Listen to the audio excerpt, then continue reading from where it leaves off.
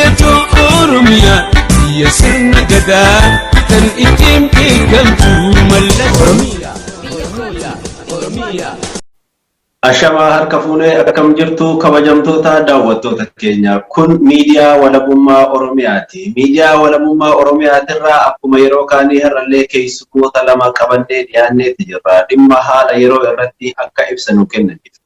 Amantii tokko, baandiraa tokko kuni milikkita mul'atu jaalla obboleeyyan kiyya. Namni afaan tokkollee alaabaa tokkollee amantii tokkollee qabatee haa gajafu bakki fedhetti yoo gajafe sun rakkoo kenna miti. Rakkoon hubattan maal inni humni koloneeffataa wanni barbaadu kaleessa maali wanni inni godhe tokko kaleessa nu weerareetini abbaa biyyaa abbaa lafaa abbaa qabeenyaa keenya haqennurraa fudhate iccitiin siyaasaa maraayyu ikonomii qabeenya siyaasaan an harkisitti maraniitini yookaan humnaan sidaanii qabeenya keessirraa fudhachuudha.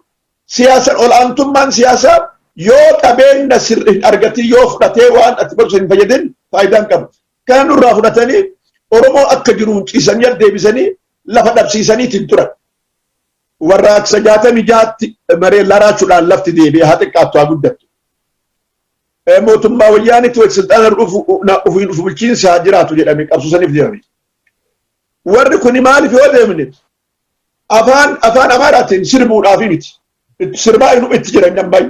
Alaabaa san qabatanii gadi afuudhaaf miti. Maaliif federeeshinii diigan? Maaliif ofiin dhufu bulchiinsaa fi Oromummaa kan akka hanqatu godhan? Wanni godhaniif Oromiyaa jiituu fi saawuzii kana abbaa qabeenyaa ta'anii si ammallee akkuma kaleessa san ciisanyaa akka taatu akka lafarraa haqamtu. Godhaa jiranii ammaa kun of Finfinnee fudhataa jiranii.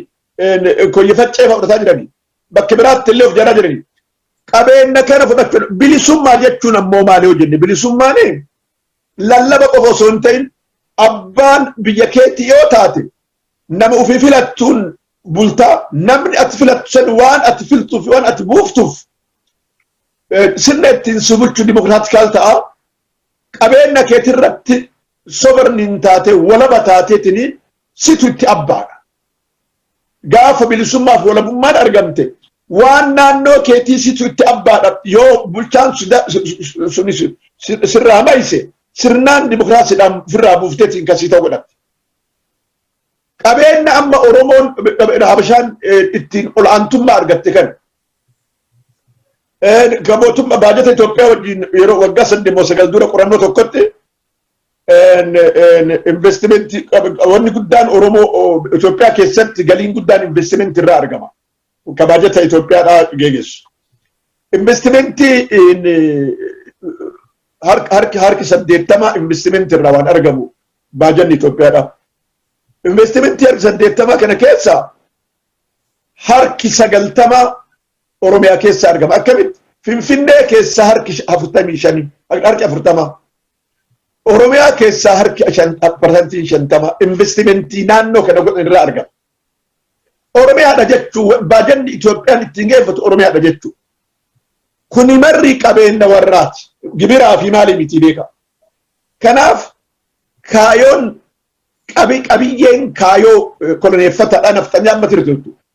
Ta'uu fi achitti qaban. Ta isaanii nu achirraa wanni nu gaafannu hin qabnu.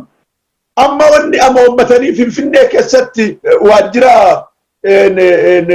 Edeppaa yookaan immoo mootummaa Amaaraa jaaratiin jiran fooqii miqa jaaratiin jiran fooqii ittiin nu gabroonfatan qabeenya kana waan kenna silaa osoo amma federaalaan jiraanne waan kenna bulfannaa waan haga ma'adinaa fi haga waan lafa keessa gubbaa jirtu waan bulfannaa sun akka hin taane federaalizimii kana diiganii ofiin bulchiinsa kana jiranii isaan keessanii abbaa itti ta'uudhaaf faayidaa kana barbaadan lafarraa si haqan kaleessa dhala warra itti bajanate warra faayidaa bajanate. Kanaafuu qabiyyeen dhugaadhaaf maaliif nu gabroonfachuudhaaf barbaadanii qabeenya amma haga xiqqoo qabnu tana tama xiqqoo tanaayyuu tama ammaayyuu bara harka 50 harkaan qabnu harka 30 fa'aa harka yoo qabaanne Oromoon guutuuwwan tanumallee dhabsanii dhibbatti akka warra Ameerikaadhaa reed indiyaanidhaa Ameerikaadhaa nu gochuudhaaf. Kanaafuyyuu walabummaan du'aaf jiru. Amma kana dimokiraasiidhaan namni dimokiraasii jedheetti dimokiraasiitti amanu yookaan federaalii jedheetti amanu namuuf wallaale. Waan takka waan dubbachuu barbaadu jiru. Warra kaleessa qabsoo Oromootti makamee qabsoo dirree irraa jalqabee biyya alaa kanatti geerraraatiin ture. Ka amma ifa of baasee maqaa jaarmayaatiin maqaa adda addaatiin galee mootummaa bilisigatira kennate. Dhugaa rabbii gara fuulduraa agarraa seenaa keessatti warri kun kaqaanii akka ta'an amma akka itti dhagamee itti gammadanii lola Oromoo irratti nafxanyaan godhu kanaan namni ilil jedhu isaanii namni information naannoo adda adda naannoo itti dhalan keessa irraa haada tolfataniitiin ummata gabroonfataadhaaf waa kennan isaanii ummanni kun gantuu biyya keessaan jiru caalaa ka biyya alaa kanatti maqaa Oromootiin bahanii asirraa faayidaa asit dalaganii hojjetan dhiisaniitiin mootummaa san sinna gabroonfata Oromoo irraa akka jabaatu godhan warri kun namuu caalaa gantoota abaaramoo diinni tokkoffaan bilisiginnaa caalaa warra kana ta'u Oromoon akka beekuu fi gosa isaa bara keessaa akka ofirraa baasu. Garaa guuttachuu fi miti guuttachuu qofaa miti gabrummaa kan nurra dhagaa guutu akkuma kaleessa goobanaan godhe goobanoota warra waa barateeti. Kanaafuyyuu kaayoon Oromoodhaa walabummaadha. Kanaaf kanarratti ciccinee qabsaa'uu qabna. Kana bakkaan gahuudhaaf qabsoo hidhannoo jabeeffachuudha jaarama jabeeffachuudha jedhaa diteelii isaa yoo barbaachise booda itti gabbaa ulfaadha. Galatooma obbo Surraa. Mee Dr Ismaa'il asirratti waan dabaltan yoo qabaattan waa xiqqoo isaatillee akka malee nurraa dheeratee jira. Fayyaada Jaal Surraan akka gaariitti lafa kaa'ee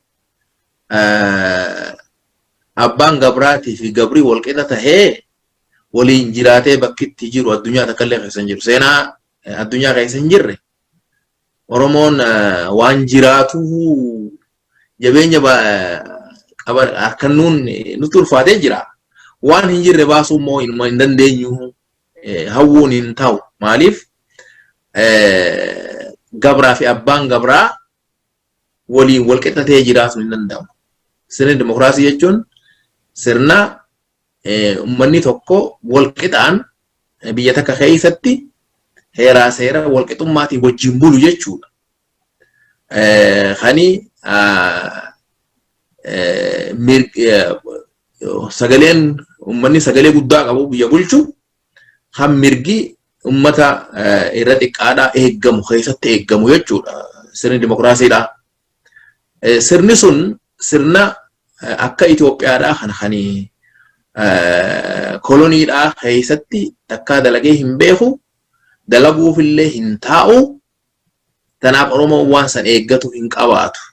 Akkas jechuun Oromoon uummata biraatii wajjin hin bulu jechuudha. Addunyaan warra bakka jirtu wajji bulaa jirti. Wajji mataa walii qabattee waliin bulaa jirti. Afrikaan gaafni Afrikaadhaa yooni haruma ta'e hundaan walitti hidhatee humna walii tahee waliin jiraate irra wayyina. Sun jechuun waan hin taane uumna jechuudha miti. Sirni gabraa fi abbaan gabraa wal qixxatee bakka itti waliin jiraate waan hin jirreef Oromoon san hawwuu hin qabu.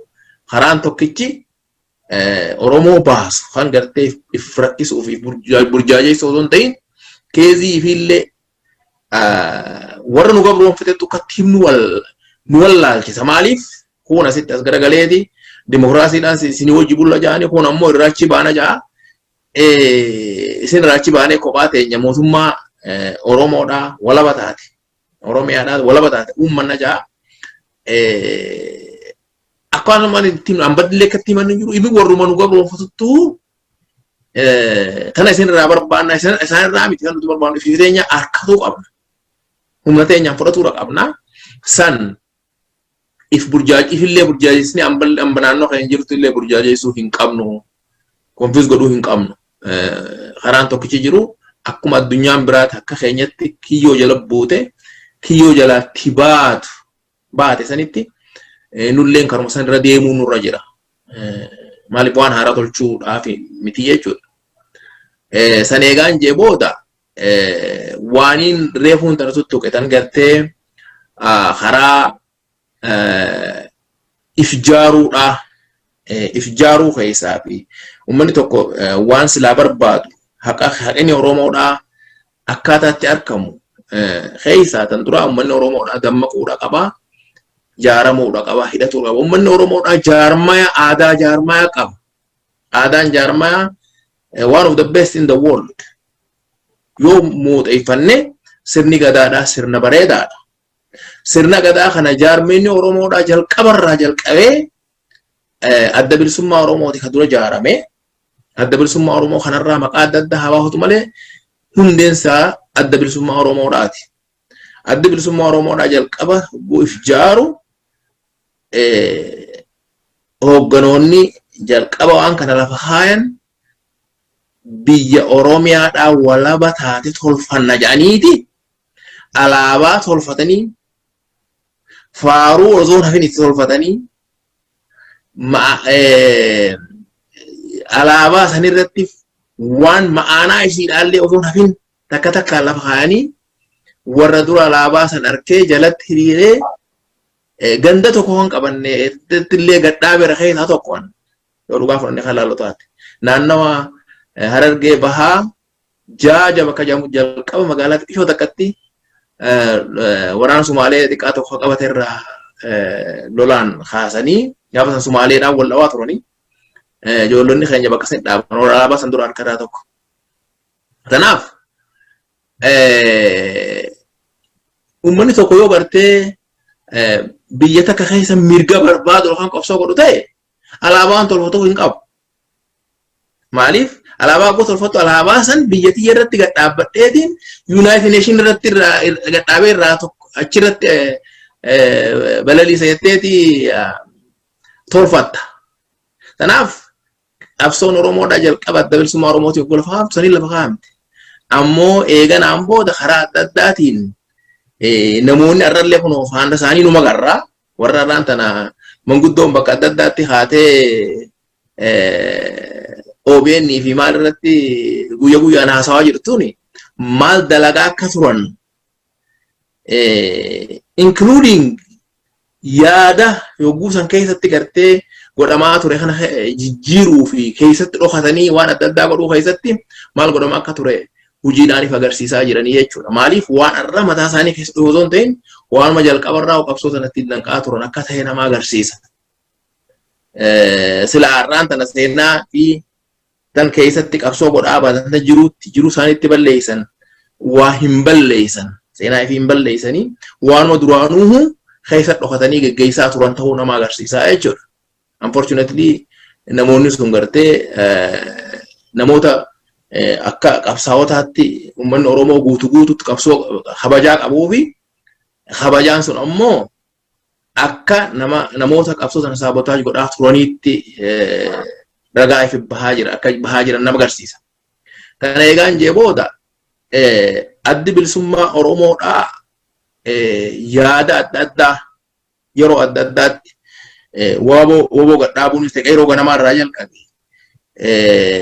woboo ganamaa dura naannoo baddannoo lola eegalteen guutaa katakkammaa wanni yaadadhu magaalaa Ajjee jedhamu Arsii keessatti har'a torbaan dabre mana hidhaa dhawaniiti hidhamtoota gayyaa san hogguu jedhan 1976 magaalaa baddannootti yaadadha.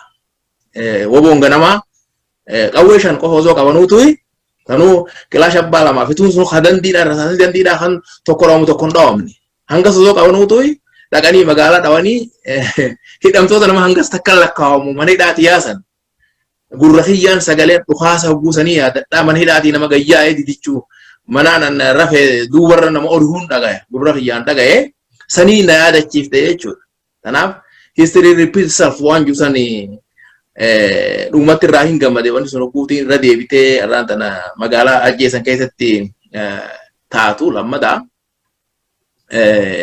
Tanaaf gartee waan godhamaa jiru kana yerootti gartee jala deemnee akkamitti irraa faayidoonaa mataa namootaatii qofaa osoo hin ta'in amma qabsoon tun yeroo adda addaatti qeeroo ganamaa irraa jalqabee woboo ganamaatiin woboodhaan adda bilisummaa Oromootiin dhaabota adda addaa maqaa adda addaa baafateen deemaadhaa bakka amma jiru sanaan nu geesse qeeroodhaan raanta bakka amma jiru sanaan nu geesse tana tusneetumatti dhiifnee akkuma reefuun tana jetti gowwaa isaa obboleessaa shilmitti dhiisee doomaa dhaalu taanamoo waan lafatti argame takka waan yaadaa hoo nama tokkorraa burqe takka fudhannee bakka silaa barbaachisan hin geenye rakkina jiru san qaceelfannee waan jirutti if gaafatu nurra jira.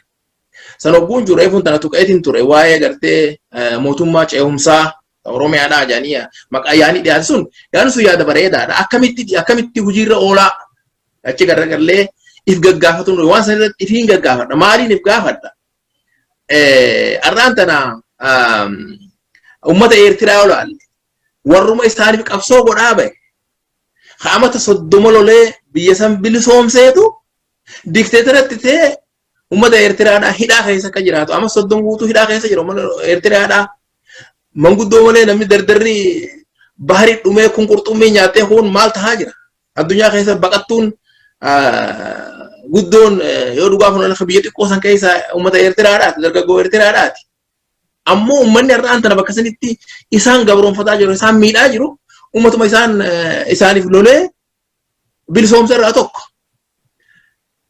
Oromoo irratti wanni akkasii waan hin taaneef maaltu jiru har'aan tana yooni abbuma fedhe keessa adda bilisummaa Oromoo keessa dhaabonni hoogganoonni yeroo adda addaatti wal didanii adda bahan. Kan irra kan adda bahan kun kan balaaleffatu. Ammoo irra hamoo anuma tokkollee tokkorra wayyaa nagartu. Maaliif hundi isaaniitu mentaaliti dictatorshipii qabanii jechuudha. Mentaaliti yoo aangoo qabatanii abbuma fedhe Oromoo keessa fuunee osootiin dhimma bakka ammaan sana bilisiginnaa jiru tana keenya takka ammoo mootummaa ce'umsaa Oromiyaa irratti kan hooggana goonechi keenyu taate achi dhaqanii bakka sana gadi hin dhiisu jechuu waan hin jenneef hin qabanii jechuudha. Maaliif aadaa dictatorummaatiitu duraati Habashaa irraa udhaalle. Sirna Itoophiyaa irraa dhaalmaa guddaa qabnaa jechuudha. Maaliif gaalli bakka oolee fakkaata jedhanii achi keessatti haa xiqqaattuu guddattuu aadaa san dabarsanii jiranii jechuudha. Akkitti amannu hin jiru. Sanaaf Oromoo wanni godhuu qabdu yoo jiraatte. Yaanni mootummaa ce'umsaa jiru kun bareeda. Garuuttuu immoo uummanniif qopheessuu qabaa jechuudha. Akkamitti yoo jenne akkuma deengadda Abiifaa Dr Abiifaa fuunee adda adda akhiraa waraanaaf irra keenyee achi dhaqanii irra didan kana keenyaa sooroma akkasii taa'aa jechuudha. Maaliif egaa Isaayyaas faan uummata amma 30 lolanii fi bilisoomsan akkasii kan kan irra didanii gabroomsan ta'e keenyaas wanni waan san hin gooneef hin qabu. Saniif ifirra itti beekee uummanni keenya tokko qaba. Maaliif dhaabota Oromoodhaa kan sirna gadaa haasawan sirna gadaatiin bulchina jedhan uummanni Oromoodhaa Oromoo bilisoome sirna gadaatiin bula jedhan. Isaanii sirna gadaa gaggeessaa agartee hin agarre. Aangoo qabatanii isaanii fi isaaniitiin amma 8 irraa bu'aa agarree hin agarre. Akkamitti amanna? Kanaaf jecha Oromoon wanni godhuu qabdee jiraatte har'a yaadni sun dhiyaate yaada sana immoo dhaaba uummanni atleast tuusardii hoogganni uummata keessaa bahuu qabaa jechuudha. Uummata keessaa bahee dhaabota jiranii keessaa wajjin sheer godhee osoo oolanii hin bulle waan kan hojiirra oolfatu qaban. Maaliif har'aan tana jarri kun boorosanii wal dhawaa jira. Yoo sababa kanaa wanni kun mootummaan tun diigamte Oromoo borogara ammas adda adda akhiraa warraati aboo marraa faraqaa sana mee jirumaa nafxanyaan kennanna jennamo. Eenyu kennanna jenna. Kanaaf jecha Oromoon keessaa fi alaattuu if jaartee risoorsii qabdu kana tokkotti qaceelfatu ammoo bakka san eeggatuudha qabdii waan cuun qaban. Bakka san eeggattee atleast tuusard hoogganni uummata keessaa boqo. Maaliif hangarraan tana sirna gadaa jedhanii haasawan. Isaanii sirna gadaa gaggeessaan agarra dhaaba Oromoo hunda akkuma jirutti. Hundi isaanii maqaa adda addaa baafatanii malee adda bilisummaa Oromoodhaati. Onagi akka jirru yuunitti. Kanaaf jecha tokkorra jiru agarra. Taaqee isaanii tokko har'aan tana mee ani faalkaan leeffaatu wayii an oofaa jiru kun naaf hin taane akkan silaa barbaadutti hin taane mee abalutti kutiitii waan san oofin isaanii waliin jaata akkaan agarre. Kanaaf jecha aadaa check and the balance dha kana Oromoon itti yaaduudha qaba. Itti yaadee any organization dhaabuma fedhe kan gartee dhaabu check and balance akkami godhamuu danda'a keessaa ummanni ammaan dura dhaabonni Oromoodha akka itti ijaaraman voluntary namni walitti dhufee waa ijaara amma immoo ummanni dantaa fi harka biitti fudhatu danda'u qaba qeeroon kalee qabsoo dilasan harka qullaa gooteeti dhumaatii dilasaniin mootummaa Tigree TPLF biyya isiitti galchite jaarmaa bakka silaa barbaachisu isaan tarkaanfachuu tokko dhabuurraa kan ka'e warra isaan kolaasaa turetti kennattee jechuudha jirru sun dhiifama walii godheeti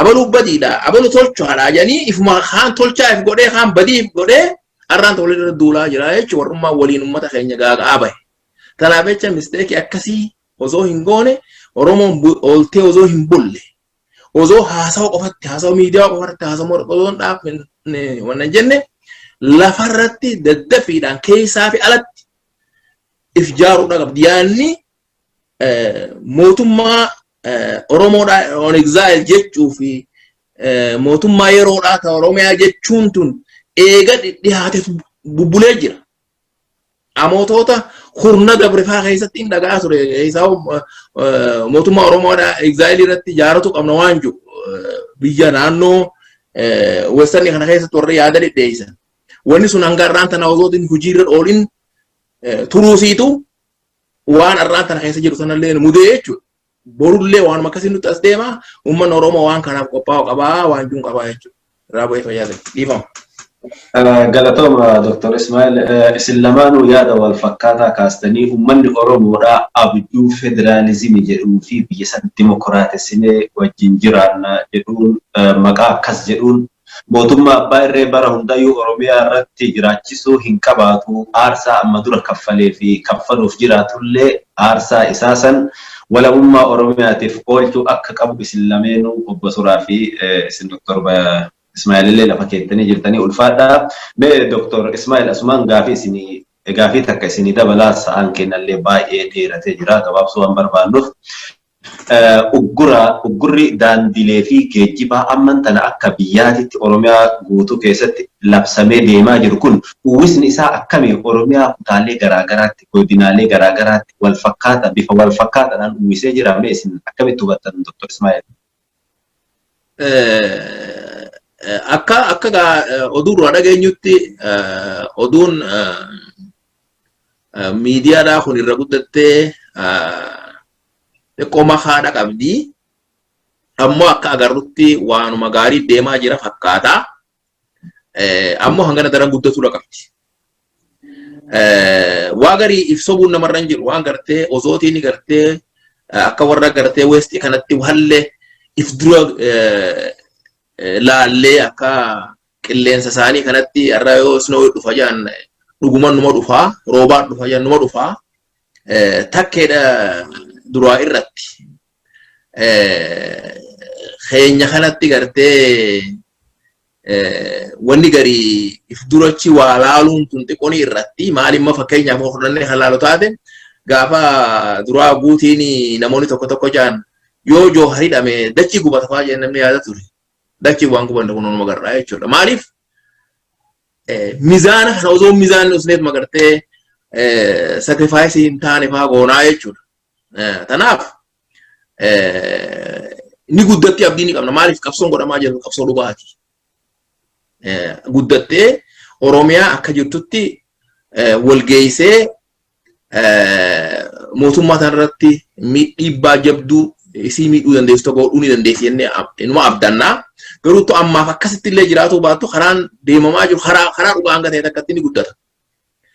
San ammoo wanni wayyeessaa yooni Oromoon waan irraa sana guuttatte qofa jaarmaya dammaqu jechuun waan deemaniif maaliif uggurri kun godhama jennee waan inni godhamuuf sayoon sirritti lafa kaayanne maaliif qabsoon hidhannoo barbaachisa waan isin barbaachisu yoo sirri lafa kaayanne maaliif jaaramuun barbaachisa yoo waan san sirri lafa kaayanne qabeenya qabnu dandeettii qabnu yoo gartee walitti qaceelfanne humna namaatiif humna qabeenyaa humna beekumsaa haraa silaa barbaachisu kan qaceelfannu taate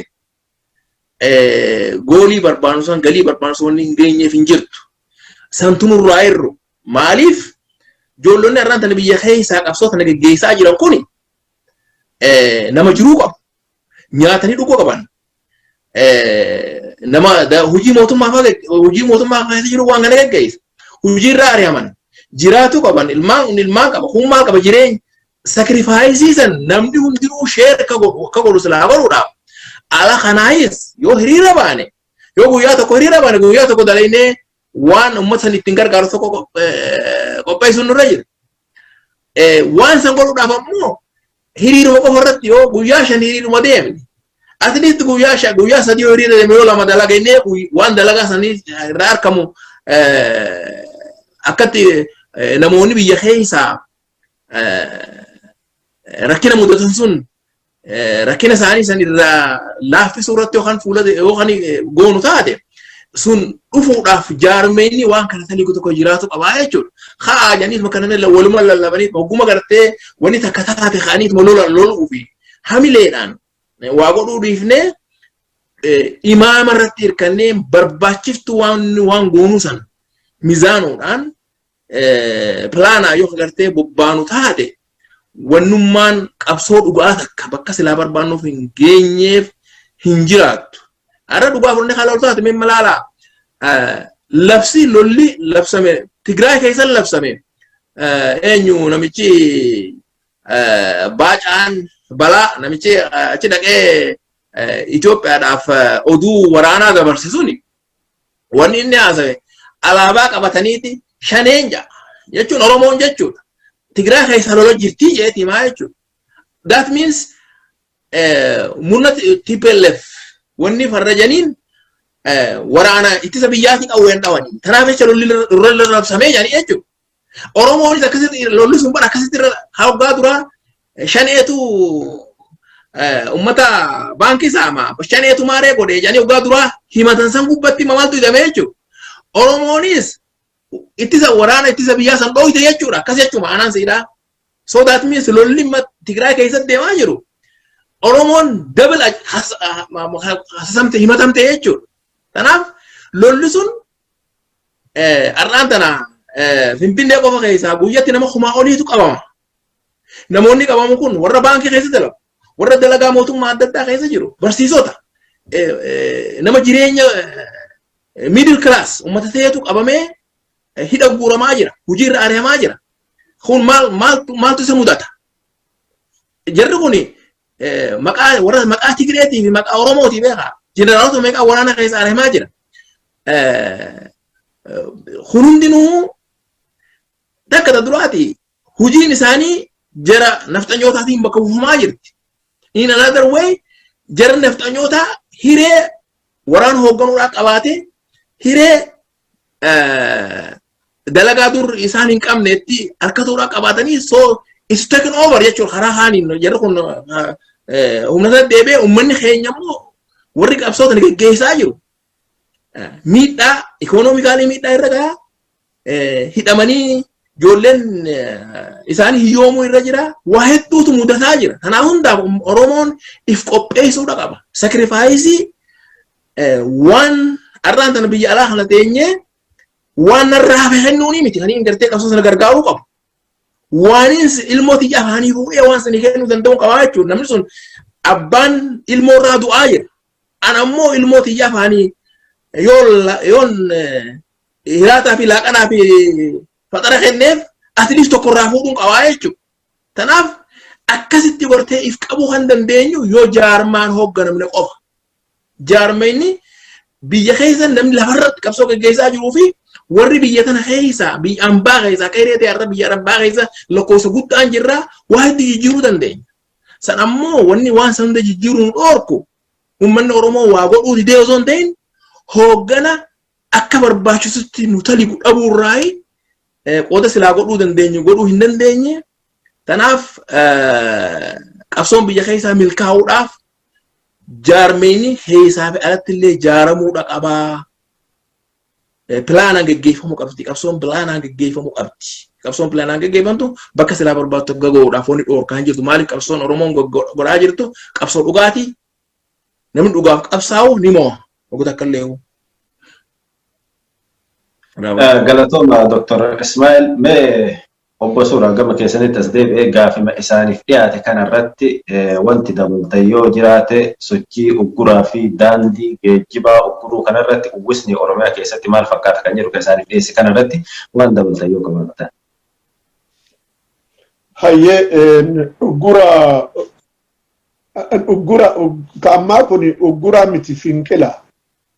Akkasitti uggura karaa qofaa miti wanni keessatti ammate akkuma reefisanii uggura qofaa miti finqila diddaa gabrummaati xumura gabrummaati. Kanaafuu yoo laalle karaa cufiinsi waan tokkoo fi wanni haga ammasiin dura marsaawwan 5 keessa godhamillee akka jirutti ta'ee qabsoo hidhannoollee afaan baafatanii jedhuudha malee ofirraa ittisa. Sochii waboollee sochii warra hidhateellee waan maraa waan akka amma ajjeetti godhamee waan akka amma bakka adda addaa godhamee kana mara of keessatti hammata. Keessa isaa warri biyyi jiru akkamitti waan kana qindeessu haa wallaallu malee ergaan isaa galiin isaa mootummaa transitional government mootummaa ce'umsaa dhaabuudha. Kanaafuu kun uggurarraa finqilaa fi garaabatti warraaqsa yoo hiikkaa isa qajeelan lalle kun mara walammatee warraaqsa walabummaa Oromiyaati. Warraaqsa abbaa biyyummaa Oromiyaati. Wanni kun yoo liqabameeti ilaalame warraaqsi walabummaa Oromiyaa kun uwwisni isaa naannoo mararraa akkamitti ilaalamaa yoo jenne dhugaadha bakka maratti qeerroon sochiin haga ammaa karaa cufiinsaa fi waan adda addaatiin bakki maraa haa tokko tokkorra caalu malee ima jira ima deemati hin jira. Kana qofaa miti akka warraaqsaatti qabsoon hidhannoodhaa waggaa lamaan fi walakkaa kanaa asitti bakkeen irra itti jabaateetiin deemu dhiha Oromiyaati Wallaggaa Gujii Booranaa inumaa itti aanee Jiddugala achirrallee Jimmaa fi Ilulleen haga takka sochima jira. Yoo wallollee ima dhageenya yoo uwwisa waan kanaa laalle bahaa fi qabsoo hidhannoo jedha kan sochii waboodhaa jedha bahaa fi Harargee guutuu fi Baaleen Arsii waliigalatti sochii takkaayyuu kan sirnaan deemaa jiru hin dhageenyu. Kun waan nama ajaa'ibaati. Itti deebi'aa qabsoo finqilaa ni jira ka gaafa Hacaaluun irraa jalqabamee Harargee fi Arsii sadarkaa ol aanaadhaani ka socho'ame sabboonummaa Oromoodhaa tokkummaa Oromoodhaa haala calaqqisuun dhugaa rabbii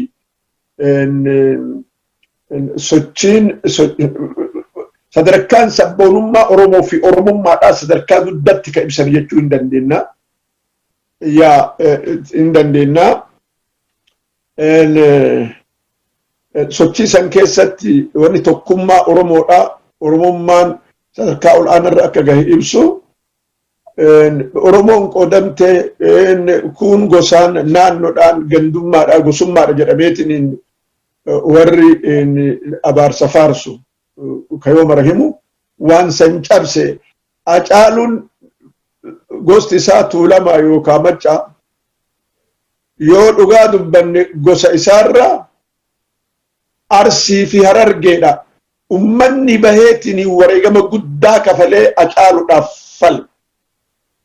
Saba Hacaaluutti wareegamni guddaan ka irra gahe. Kuni tokkummaan Oromoo hagam takka sabboonummaan Oromoo hagam takka akka gahe mul'isa. Central Oromiyaarraa yookaan bakka biraarraa bakkeen wareegamni guddaan fi sochiin guddaan itti godhame kana. Kanaa haa ta'u sochi amma bakkeewwan amma Harargee fi Arsii Baale jedhu kanatti sochiin qabsoo hidhannoodhaa akka dhageenyutti dadhabaadha. Kabareejin isaa dadhabaadha.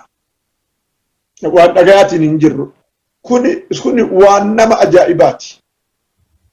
Kuni waan nama ajaa'ibaati. Naannoowwan kun hangafa qabsoo hidhannooti. Arsiin yookaan Baale waggaa 500 durarraa gaafa Oromiyaa ammaa tana uumuudhaaf deemaman abbaa gadaa walaaboo jiluutiin abbaa gadaa sikkoo mandoo walaaboo jiluutiin Oromoon marri achi walitti qabtee korateettee naannoo biyya irraa fudhamte ka ammaa kana ka deebisan murtii achi godhanii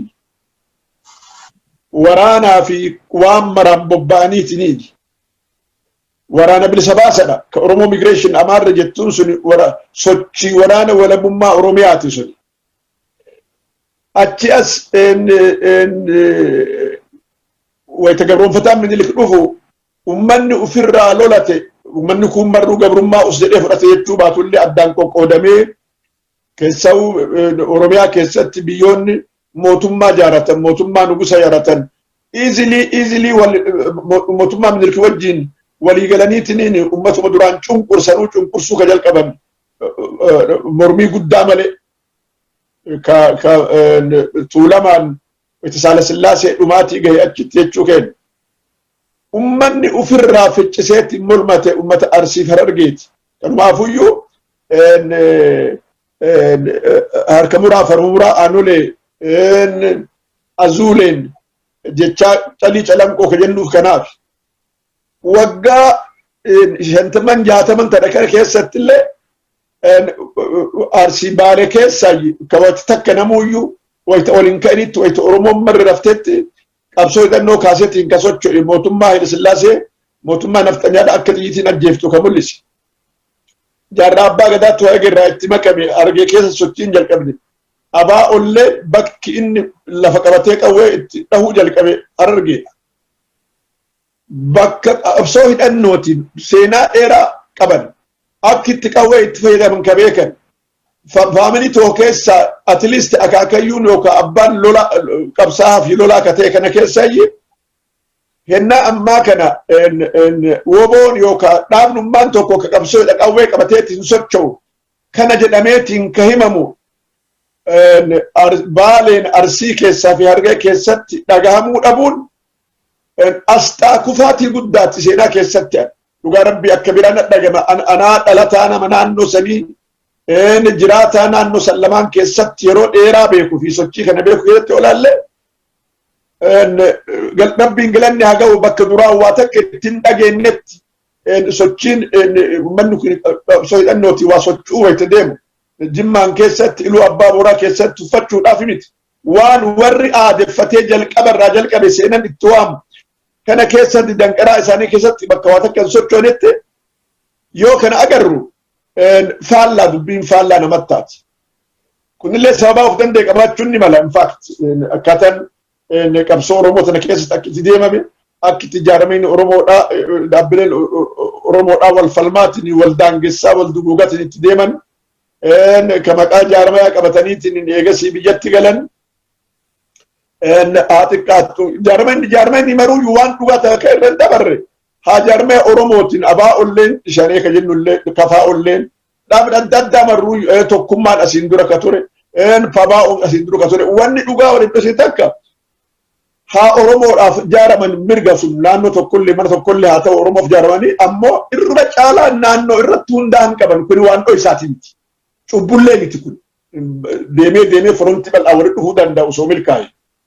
Kun cubbullee miti kana sobaniitiin irra taruun waan kana dhaabni marruyyuu hanqina Oromiyaa guutuu ammachuu dhabuudhaa of sobee ka irra taruu jiraate kun jalqaba kufaatiiti kana beekuu qaba dhaabni marruu Oromiyaa guutuu mobilaayiz gochuu dadhabuun of keessatti hoogganarraa ka'ee haga miseensatti ammachuu dadhabuun rakkoo of danda'e keessa tarree ammoo hegeree gara fuulduraatti kan akeekkateetiin sochofachuu dadhabuun yoo jiraate dhuguma badii guddaadha kun gorsa guddaa kennina. Kanaafuyyuu wanni ta'e sababaan naannoon kun lafatti hafan dhaabbilee Oromoodhaa ka silaa maqaadhaan hoogganoonni isaanii naannoo anama maqaa kaase Harargee fi Arsii Baaleerraa ka ta'an dhaaba akka Fabaa'oo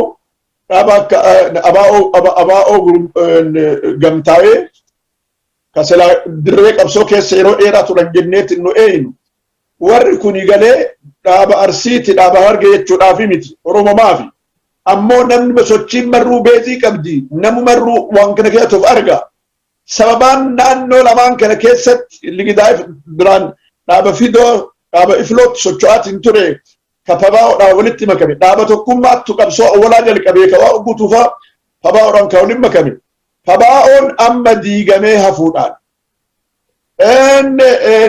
warra faca'eetiin mootummaa bilchiginnaatti makamuudhaan fi irree diinaa ta'uudhaan gara biraattiin ammoo dhaabni abaa'oo gamtaa'ee ifatti lallabateetiin mootummaa bilchiginnaa wajjin inumaa lola mootummaan bilchiginnaa oromoodhaan lolu irratti qooda fudha jedhee qooda fudhachaatiin jiraachuudhaan kaka'e duraan seenaa namoota kanaa dhaabbilee kana keessa jiran dhaabbilee kanallee maqaadhaan ummanni naannoodhaa ka beeku waa of harkaa dhabeera qullaafee warraa fi qabsoo keessatti hirmaatan wajjin akkitti hirmaatu wallaalee tasbeen citteetiin hafti gantummaa warra kanaatiin ummanni sun hafe silaa kanniin hedachaatiin ture seenaan amma harkitti lafiinsaa hafi kan kanaafuu uwwisni waan kana gara biraatiin uwwisa qabsoo finqilaati yoo laalle homa takka naannoowwan kun ummata kaanii naannoo kaanii gaditti hin jiran qabsoo hidhannoo kanatu hanqina qaba malee gadi hin jiran finqila guddaa godhan osoo dhaabbileen kun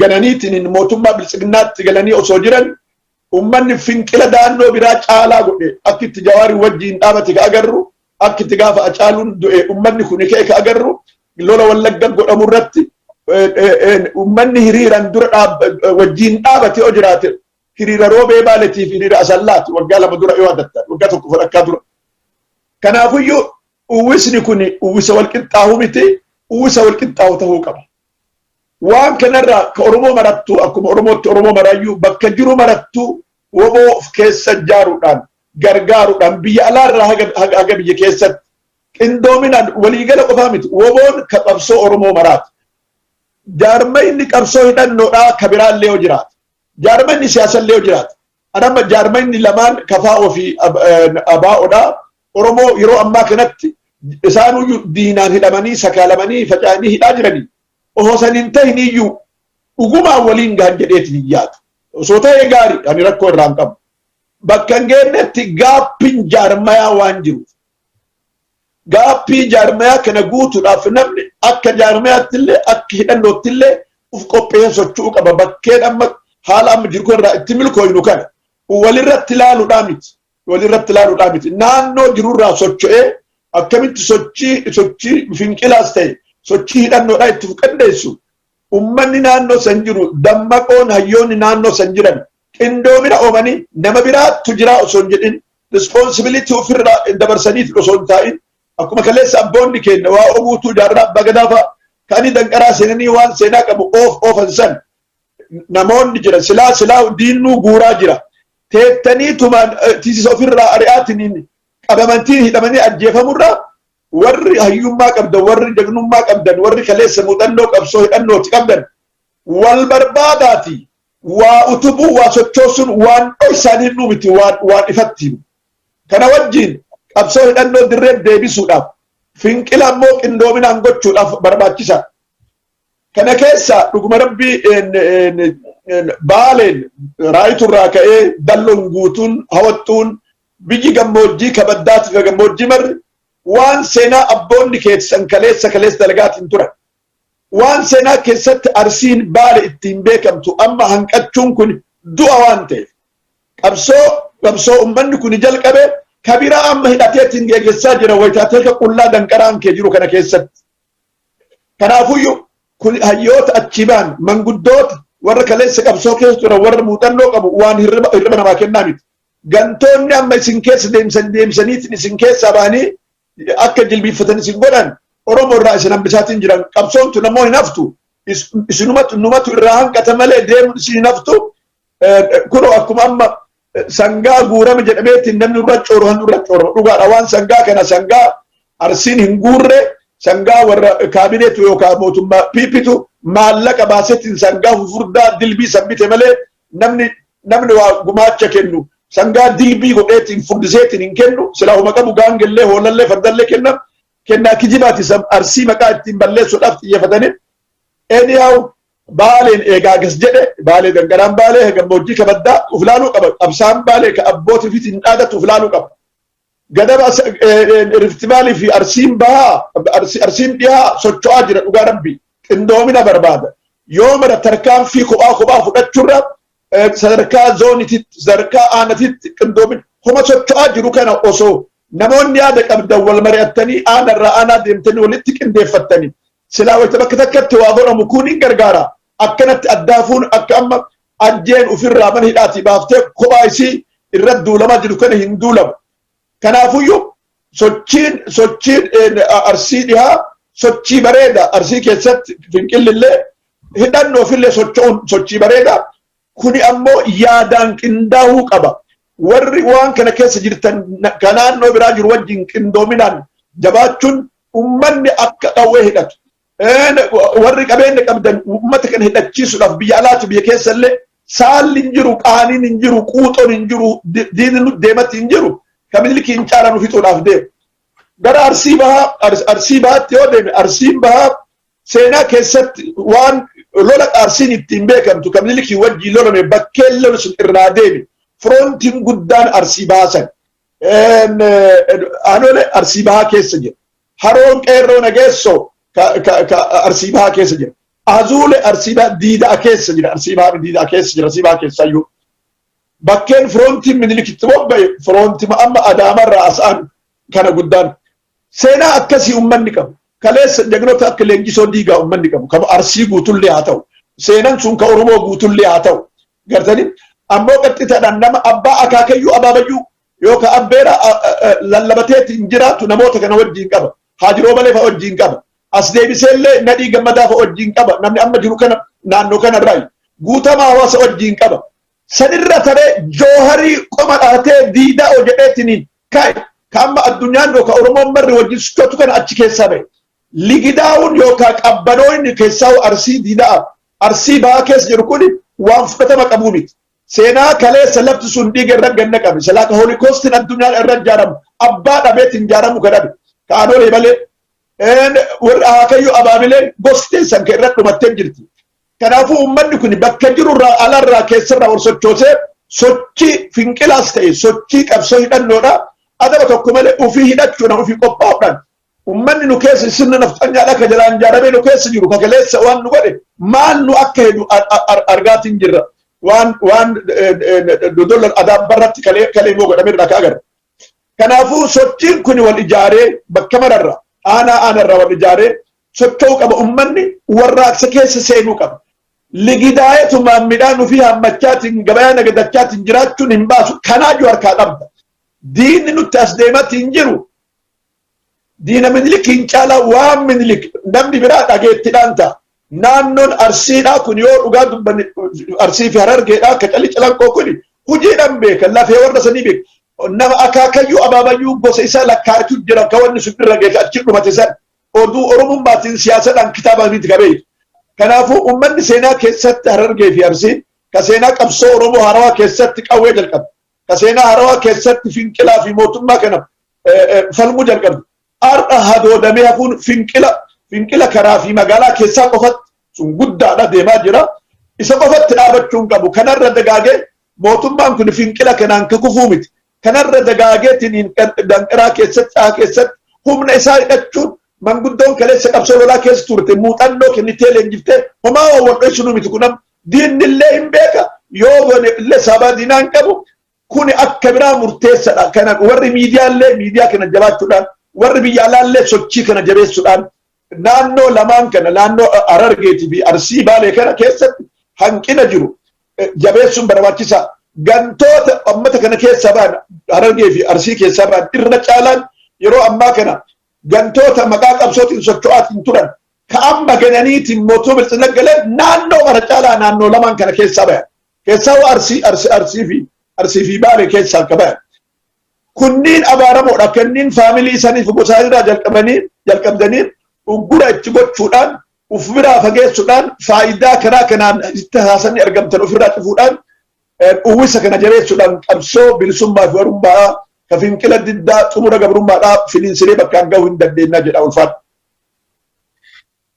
Ulfaadha obbo Soraagaa waan hedduudha kaastanii yaadota hedduudha bal'aa kaastanii dhumarratti illee gaaggantoota saba keessatti bakkayyuu baay'achuun isaanii kun dhiibbaa guddaa akka qabu ammallee goobanoonni baratan goobanoonni har'a akka jiranillee kaastanii jirtanii hawaasni namoota goobanoota kana alagoomsuudhaan tarkaanfii irratti fudhatuu fi karaalee adda addaatiin hawaasa keessaa baasuudhaan tarkaanfii jabduu irra fudhatee uummata san jilbeeffachiisee mootummaa kana ciree of keessaa baasuu akka qabullee nu dhaamtanii jirtanii galatooma isiniin jedhaa gaasaa gantaa kennallee gara goolabbiitti deemee jira gaafii harkarraa qabu fixadhee jira sa'aan kennallee baay'ee ulfaataa fi dheeraa taheeti jira amma ammootu yaada goolabbiidhaa gaa akka dhaammattan hiree daqiiqaa takka hin caalle tama dhugaasan isinii kennaa obbo Ismaa'il hiree dhumaa isinii kennaa sa'aatii gabaabduu wayii qabnaa daqiiqaa 2 keessatti yaada uummata Oromootii fi waan nun kaasin kana yoo dhaamatta yoo jiraate.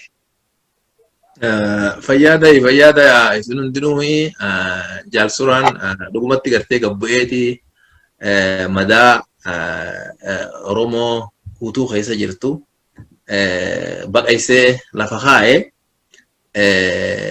raroon gaalaa dhumturlee harreen hanqanne jedhanii ummanni gartee naannoo inni irraan tana maqaa dadhabee rakkina jiru hir'ina jiru dubbataa jiru kun ummata cubboo tahee qabsoo Oromoodhaa naannoo adda addaatti qabsiise fakkii tahee nafxanyaa sirna nafxanyaa kanii waaqa biraa isiniif ergamne nuun jechaa ture qawween akka ajjeeftuu fi isaan akka waaqa biraa hin dhufin hujiidhaan warra agarsiise taanee osoo jirru ummanni naannoo adda addaa laafina agarsiisuun kun haruma tokkolletti fudhatama hin qabu. Tanaaf rakkinni sirni nafxanyaadhaa yoo dhufees yoo deebi'e yoo gartee fidhiifnee kan mataadhaan nu kan deebu ta'e miidhaan hagasuma takka jabduudha. Maaliif wani naannoonni sun maajii kee addaatiin miti wanni akkasitti ka'ee qabsoo gurguddoo san godhee fakkii Oromoo guutuudhaaf ta'eef uumaa addaa ta'eetii miti. Maaliif risoorsii naannoo san jirtu sani warri nu gabroonfatu barbaadaadhaa ture. Qamadii diida baalee bare sangoota gammoojjii baalee bare gaala biyya teenyaa re'ee biyya teenyaa bare jimaa keenya akkasi horii biyya Itoophiyaa guutuudhaaf inkama gurguddaa argamsiisan dhuunfatanii irra jiraatu dhabaran. Kanaaf hulaa Afrikaadhaa tan taate dirree dhawaadhaan Jibuutii wali qunnamuu biyya Somaaleedhaa kan baarri guddaan sun itti dhaabbatanii walitti hidhatanii jiraatu dhabaran. Wanni kun hundi risoorsiin tun waan maali qeeransa maaliif du'a jennaan kan loosaatiif du'a janfoonsaa nyaatan qeeransa wanni jedhan kan lumarraa qaabatuu du'a. Kanaaf Oromoon hogguu miidhamtu keessatti dhugaadha amma daa'imandiin guddaan Oromoon ittiin quncaa jirtu lafa Finfinneedhaati tasaabarra qaaliiti itti aanee Jimaa Harari tun qamadii baddaa Arsiidhaati. Kanaaf jecha hamiidhamu irra guddatee nama kana ifirratti rafina nafxanyaan gayyaatu namni ibiddarra bobeessuudhaa ta'isu kan dura garba indii Maadagaskaritti galaanurraa jettuun isin akka ta'e ifirratti beekaatii haa ijoollee wajjin dhaabbadha ijoollee teessan nafxanyaan charchii keessaa qawwee gurgurtee isin jalatti gatuun fafa ilmaan waaqoo guutuudhaa ilmaan jaarraa abbaa gadaadhaa taatanii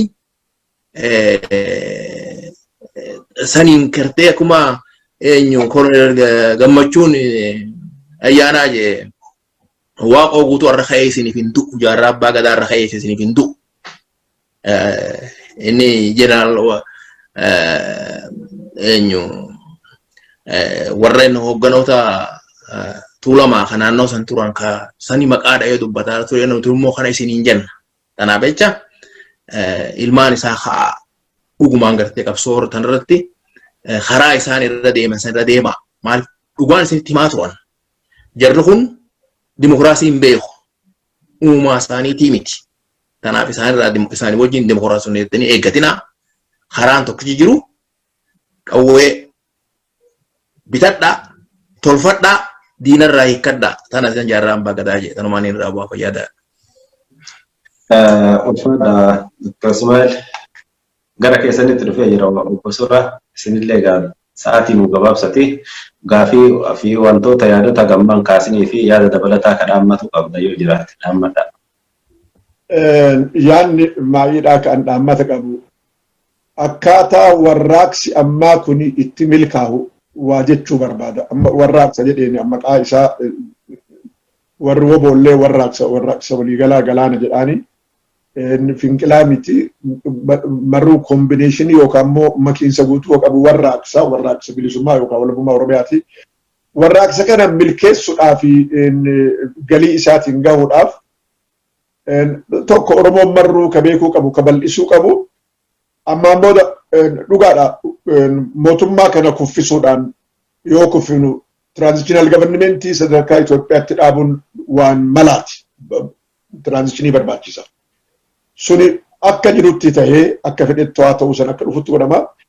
Oromoon dura anfachuu ka qabu akka kaayotti akkuma jedhame mootummaa tiraanzishinii sanuu haa ta'u mootummaa exile gavarnimentii biyya alaatti ijaaramuu haa ta'u yookaan immoo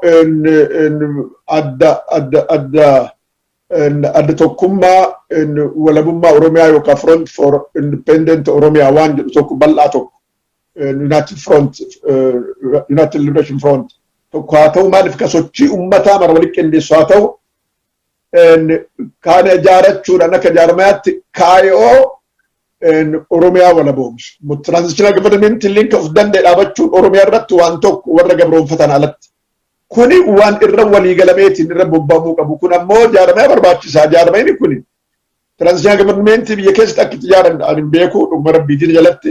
Biyya alaatti United Front tokko ka Oromoodhaa guutuu ka akka reef Dr jedhan san ka namni marruu keessatti argu tokko ka Oromoon marruu kiyya irratti himaa tokko ijaaruuf biyya keessatti sochii milkeessuun waan tokko kaayoon isaa kana jaarmin isaa kana keessallee hogganni tokko ol baheetiin waa qindeessuu qaba. Hogganni kunillee bakka maraa ka namni keessatti arguu fi jabinaan ta'uu qaba. Hayyoonni Oromoodhaa waan Itoophiyaatti rirriqachaatiin asii achi deemanii afaan mi'eeffatan kana dhiisanii waan haga ammaa hanqina seenaan hayyoota Oromoodhaa gaafata. Akkuma sochii Oromoodhaa kaasuudhaaf milkeessan qabsoon Oromoodhaa irra caalaan qotee bulaa Oromootiin haga ammaa bilisummaa jettee kanneen hayyoonni Oromoodhaa irra caalaan gurguracha Itoophiyaatti deematin jira. Kanarraa atliist ammaa booda gara deeman hin jiranii muradhaati Oromiyaan mootummaa isii akka qabaattu irratti hundaa'a. Istirateejiin kan jedhame saniin finqila ummataati warraaqsa ummataati irraa ka'ee qabsoo hidhannootti deemu qabu kun qindaa'uu qaba. Kun akkamitti ijaaramee akkamittiin gabba'u yoo jenne murtima finqilli lafa kaayateen gadirraa ka'anii gandarraa kaabinee diiguu aangoo kaabinee sana harka ofiitti galfachuu milishaa isin wajjiin dhaabatu ofitti aansuu ka isitti ofitti makachuu ka isin irraa achaafe irraa hiikkachisu lola barbaachisu gandarra godhu gandama irratti qindoominaan godhu gandama irratti qindoominaan godhuudhaaf aana irratti warri aanaa keessa jirtan hayyoonni manguddoonni abbootiin gadaa barsiiftonni qeerroon kunniin wal barbaadaati sochiin aanaa san keessa jiru akka qindaa'u humna tokko qawween haa ta'u wal hubannaan haa ta'u tarkaanfiin haa ta'u wal hubannaan akka ta'u qindoomina tokko uumachuun dirqama. Gadirraa jalqabnee at least waan akka gadaa riippaabilik koremmaan araddaa gandarra ijaaramtu aana irratti ka ijaaramtu maqaa akkasii baafachuu hin dandeenye ka hundee Oromoodhaan waan mootummaa ammaa kanarraa bilisa ta'u sadarkaa zoonittillee akkasuma jalqabuma irraa ka'ee zoonittillee aana adda addaa irraa waliin baateen wal quba qabaachuudhaan fakkii amma akka ajjeerra godhamee osoo qindoominni kun jiraate silaa aanan biraa hin dhaqqaba. Kanaafuu jaarmee sansalata jaarmee akkanaa kana uumuudhaan tarkaanfii wal ijaare beektaa qabsolleen hin jaaramti nama qofaa miti qabsolleen hin jaaramti bakka takka tarkaanfii fudhatanii walta diinni garas fiigu bakka inni irraa ka'e san dhahuun yoo qindoominaan godhame أكني تمسيتي قرد يبو أبو قلتون ندم إسرائيل فكان كان أفوان أني آم قدان جارما هذا أما أورمو لينجو كبات شبان ملي سوتشي كان كيست أتلست أنا دان يودان دمزوني دان ورق أبصاهون سبونني أورمو دا هذا دان ديتني ولد لفتني يا دول فكاتو في كنوبين أومتن spontaneous movement keessa conscious movement in jalqabu waan danda'uuf kana qindeessa bakka agartanitti tarkaanfiin keessan kophaa keessan yookaan mana biiroo waajjira bilchiginaa gubuu osoo hin ta'in sullee waan tokko alaabaa fannu sullee waan tokko waan hundeedhaan buqqisa aana irraa zoonii zunaa hubattanii ijaaramtanii finqila tokko ka at least bilisa baasadhaa tokko naannoo tokkorra yoo tokkorraa utubu karaa cufiin sillee asirratti gargaara. bakka tokkorraa bakka takkatti akka diinni bobba'eetiin isin ool woboollee naannaa keessatti ijaaruudhaan kana gargaara yoo karaan cufame baadiyyaa keessatti waan dandeettan gootanii walitti qindeessuun hin danda'ama haala kanaan dammaqiinsaan akka sochootan karaan biraan jiru diinni nutti deematiin jiru lafarraa nu duguugu kanuma dhaabachuu deemaa jabaadhaa isin jedhe. Ulfaadhaa obbo Suraa Marree isinillee gaayiroo qabdan xiqqoo sanirraa nu qoodanii marii kana fakkaatu marii bal'aa kana nu wajjin taasisuu keessaniif kallattiidhaan toora keenya irratti argamtanii maqaa dhaggeeffattoota keenyatiin isin lamaanuu hedduudha isin galateeffannaa ulfaadhaa horaa bulaa.